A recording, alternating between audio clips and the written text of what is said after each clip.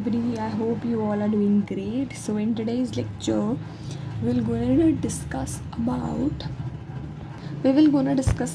what is analytic function.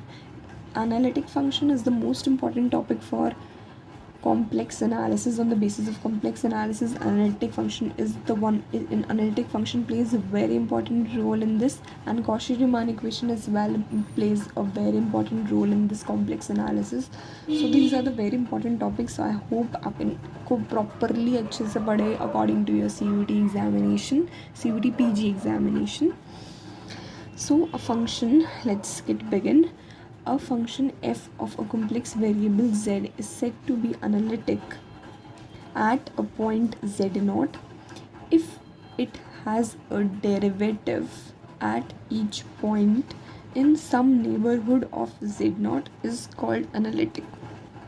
एक analytic function कब होता है? When it has a derivative at each point and it has a derivative as well in the neighborhood at z0 of z0 is known as analytic. मतलब उसका majorly point है कि it should have a derivative. Okay, and this is the note that polynomials e to the power z, sin z, cos z are always analytic. Whenever you used to see any polynomial, any sine function, any cos function, you need to say it is always analytic. So to check that the function is analytic or not, क्या हमें करना होता है? तो सबसे पहले हमें check करना होता है कि ये satisfy CR equation or not. मैंने आपको फर्स्ट लेक्चर में ही बताया था कि CR equation is always a necessary condition. I know ये थोड़ा spelling wrong है, please manage it. तो satisfies the CR equation or not. Okay. This is a very important, the CR equation plays a very major role, so it is a necessary condition. Second, it satisfies the CR equation, then we check it is differentiable or not.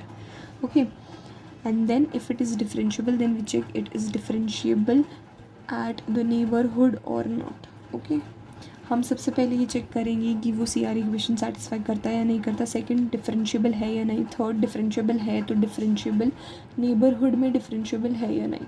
Okay, so first we'll take some example. So first example is f of z is equals to z square. Z square को हम x plus iota के form में लिख सकते हैं. So z को हमने x plus iota के फॉर्म में लिखा, उसका होल स्क्वायर उसको ओपन कर दिया तो x square minus y square plus 2xy iota. This is our u, we have take it as u and this is v.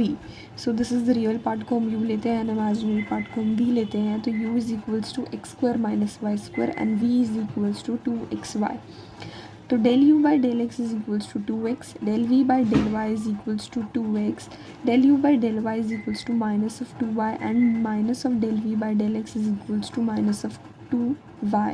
तो it satisfies the CR equation. अगर आपको CR equation पता है कि क्या होती है तभी आप ये कर सकते हो. And CR equation is del u by del x is equals to del v by del y. मैं आप सबको हर एक क्लासेस में बताती हूँ कि this is CR equation and you have to know how to calculate it, how to know that this is CR equation. It is very important. So CR equation first step is done. Second is to check that it is differentiable और not. तो differentiable का भी हमने discuss किया हुआ introduction में, that f z is equals to f z minus f z not, z minus Z not. ज़रूरी नहीं आप स्मॉल जेड में लिखे, आप कैपिटल जेड मतलब लाइक दिस जेड भी लिख सकते हैं. There is no difference. Okay, f z हमें पता है जेड स्क्वायर है, minus of f z not zero है. जेड हमें पता है जेड है, नॉर्मल जेड को हम जेड ही लिखते हैं obviously, and Z naught is zero. तो जेड में से कैंसिल आउट हो गया, जेड बचा. And limit as Z tends to zero, Z limit को हमने जेड के फॉर्म में एक्स वाई के फॉर्म में कन्वर्ट कर लिया. X Y tends to zero comma zero, Z is known as X plus iota Y which is equals to zero. So yes, it is differentiable at the origin. और हम अब neighbourhood में कैसे check करेंगे that if it is differentiable then we check it is differentiable at the neighbourhood और not. So हम यहाँ देख सकते हैं Z square it is directly a polynomial. It is directly a polynomial, so it is differentiable at the neighborhood as well. So I hope you got it. Now there are some important notes on basis of analytic function. So if a function is analytic at z naught, then it satisfies the CR equation and it also satisfies the differentiability always. ठीक है, हमने सबसे पहले in the previous sessions we have studied this कि अगर एक function, मैंने आपको बताया था कि एक सी आर इक्वेशन होती है, वो एक नेसेसरी कंडीशन होती है, सबसे नेसेसरी कंडीशन होती है हमारी C R equation. And then second आता है डिफरेंशिएबिलिटी, हमें चेक करनी होती है कि फंक्शन डिफरेंशिएबल है या नहीं, हमें डिफरेंशिएबिलिटी चेक करनी होती है. थर्ड हम चेक करते हैं कि फ़ंक्शन एनालिटिक है या नहीं. अभी प्रीवियस ही कराया, पिछले पेज पे ही कराया कि अगर एक फ़ंक्शन एनालिटिक फ़ंक्शन होने के लिए हमने चेक किया कि CR इक्वेशन होनी चाहिए, डिफरेंशिएबिलिटी होनी चाहिए, तभी वो फ़ंक्शन एनालिटिक होता है. तो अब यहाँ पर बोला गया है if a function is analytic at z not then it satisfies the CR equation and also satisfies the differentiability always. अभी पिछले पेज पे ही हमने कंप्लीट किया है कि अगर एक फ़ंक्शन को एनालिटिक होना है तो उसको डिफरेंशिएबिलिटी भी सेटिस्फाई करना पड़ेगा और उसको CR इक्वेशन भी सेटिस्फाई होना चाहिए, तभी हम एक फ़ंक्शन को एनालिटिक कह सकते हैं. आई hope you got it. But the converse is not true. Converse मतलब इसका अपोजिट ट्रू नहीं है. मीन्स अब कन्वर्स क्या कहता है, if f z satisfies the CR equation which does not mean that the function is analytic और that the function is differentiable. मतलब अगर एक फंक्शन CR इक्वेशन सेटिस्फाई करता है तो इसका मतलब ये नहीं है कि वो डिफरेंशिएबल भी होगा और वो फंक्शन एनालिटिक भी होगा, ये बिल्कुल भी नहीं है. If a function is analytic then ये दोनों हो सकते हैं. If a function satisfies the CR equation then ये ज़रूरी नहीं है कि वो डिफरेंशिएबल भी होगा और एनालिटिक भी होगा. This is not compulsory.